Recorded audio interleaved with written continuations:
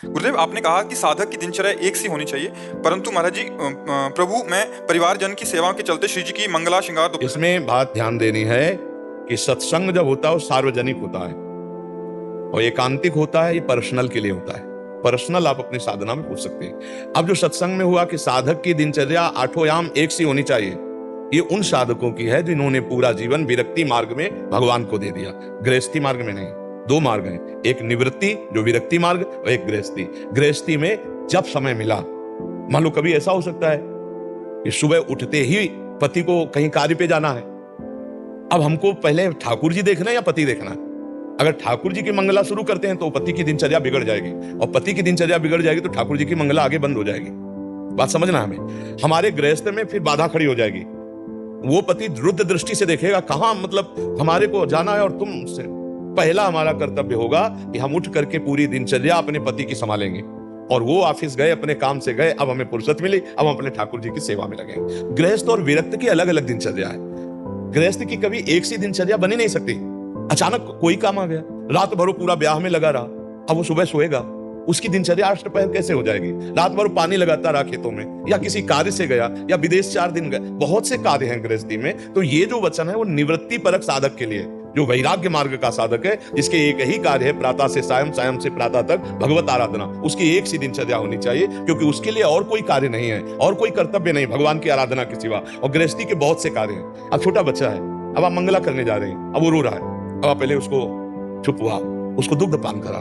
छोटा बच्चा हक दिया है, अब ठाकुर की सेवा बाद में, पहले वो सेवा करो, फिर पवित्र होकर सेवा भेजा। गृहस्थी में बहुत से ऐसे कार्य हैं जो ठाकुर जी से बढ़कर के हमको पहले उसे प्राथमिकता देनी होगी, तभी आपकी गृहस्थी चलेगी।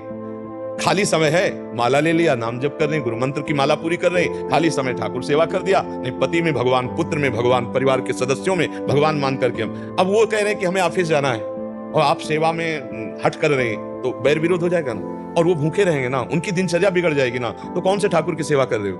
पति में विराजमान ठाकुर तो असंतुष्ट होकर जा रहे हैं। तो हमें लगता है कि अगर गृहस्थी के हम धर्म को समझें तो फिर हमारी दिनचर्या जो होगी वो कुछ और होगी, भागवती।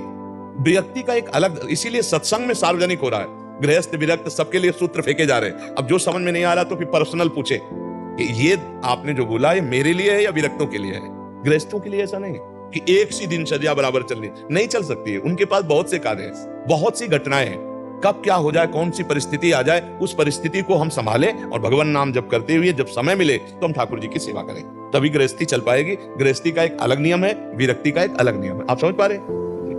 एक बार काशी में तुलसीदास जी महाराज, तुलसी घाट है, वहां विराजमान होते। तो कभी काशी में शौच नहीं हुए, नाव थी, नाव से बाहर जाते, उस पार शौच होते। तो एक पेड़ था जो ऐसे बचता तो ऐसे स्वाभाविक डाल देते। तो एक प्रेत प्रकट हुआ और कहा, मैं प्रसन्न हुआ। मैंने कब आराधना आपकी की? बोले, मैं पवित्र जल नहीं पी सकता, मैं अपवित्र पीता हूँ, प्रेत हूँ, और आप शौच के बाद बचा हुआ जल ऐसे डाल देते, मैं तृप्त हो गया। बोलो आप क्या चाहते हो? बोले, मुझे कोई चाह नहीं, मुझे सिया राम जी के दर्शन चाहिए। बोले, ये सामर्थ्य तो मेरे में नहीं है, पर मैं दर्शन कराने का उपाय बता सकता हूँ। प्रेत भगवत प्राप्ति का उपाय प्रेत बता रहा है, जो एकमात्र भगवान में निष्ठ होते हैं, सब जगह से कृपा। बोले, आप जहां कथा कहते हो ना, वहीं हनुमान जी महाराज आते हैं, हनुमान जी के पैर पकड़ लो, सिया राम जी के दर्शन करा दो।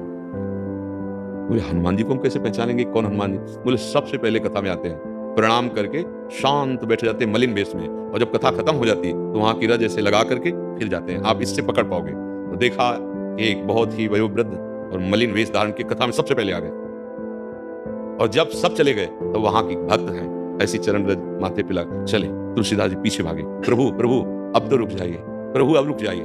तो ऐसे देखा, रफ्तार बढ़ाई, तो तुलसी घाट से लगभग 1.5 किलोमीटर दूर संकट मोचन हनुमान जी का मंदिर काशी में, वहां तक पीछे गए। फिर हनुमान जी ने कहा, क्या चाहते हो? तो रो पड़े। उनका जिनके लिए जीवन अर्पित, उनका साक्षात्कार करना चाहता। तो हनुमान जी अपने स्वरूप में आए और कहा, यहां नहीं, चलो चित्रकूट चलो, और वहां प्रभु के मां को दर्शन कराते हैं। क्योंकि लीला का विस्तार, भगवत धाम जहां जो रूप प्रकाशित किया है उसकी महिमा, नहीं तो काशी में भी दर्शन हो सकते, क्योंकि काउ से कहा जहां प्रभु नहीं, लेकिन हनुमान जी उस लीला धाम की महिमा को प्रकाशित करने के लिए चित्रकूट में ले गए, दर्शन कराया। कैसे हुए दर्शन? आप विचार करके देखिए, एक प्रेत ने भगवत साक्षात्कार की पूरी भूमिका बना दी। यदि हमारा अपने इष्ट पर प्रेम है तो सबकी कृपा हमको प्राप्त हो जाएगी। हमको ये डरना नहीं कि अगर हम एक निष्ठ हुए तो अमुक भगवान हमसे नाराज हो जाएंगे, अमुक भगवान नाराज हो जाएंगे, ऐसा नहीं है। सब में वही समाया हुआ है, किसी एक को पकड़ लो। देखो, प्रारंभ में सबकी भक्ति ऐसी होती है।